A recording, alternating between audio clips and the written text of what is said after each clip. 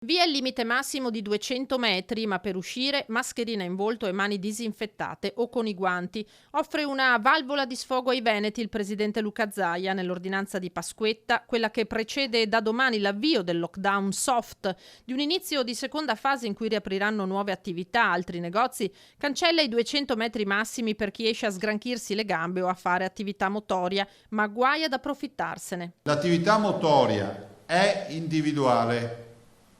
Occhio, è individuale e deve svolgersi in prossimità della propria abitazione.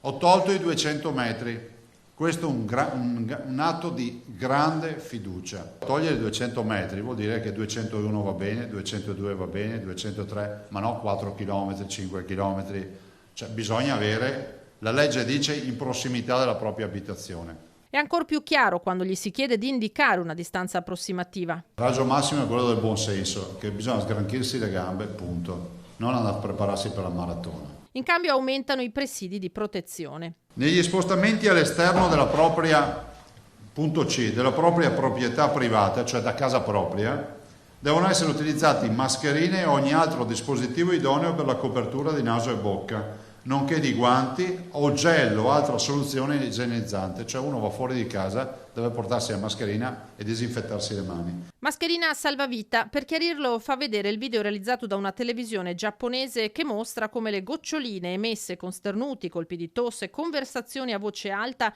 permangano nell'aria fino a 20 minuti. E dunque mascherina sempre quando si esce di casa, obbligatoria anche nelle banche e sia in coda fuori dai supermercati che dai mercati all'aperto, distanza di sicurezza di 2 metri, perché la preoccupazione di una risalita dei contagi è elevata. Da 0 a 10, 8.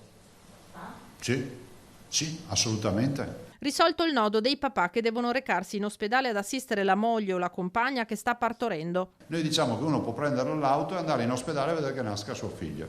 Punto.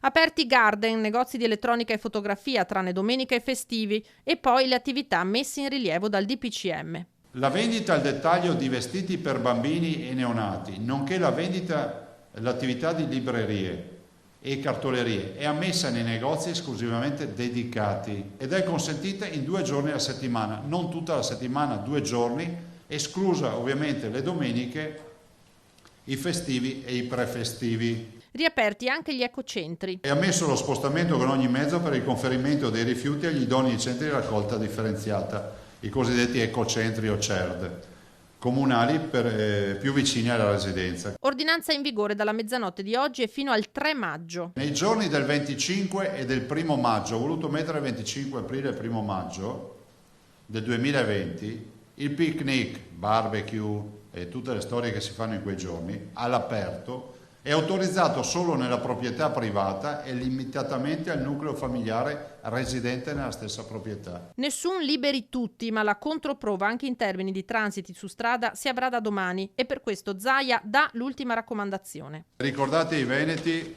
che questa ordinanza viene firmata perché siamo preoccupati, non perché siamo felici dei dati. Queste sono le persone ricoverate, queste sono le terapie intensive. Mi raccomando, è un atto di grande fiducia, ma di grandissima fiducia.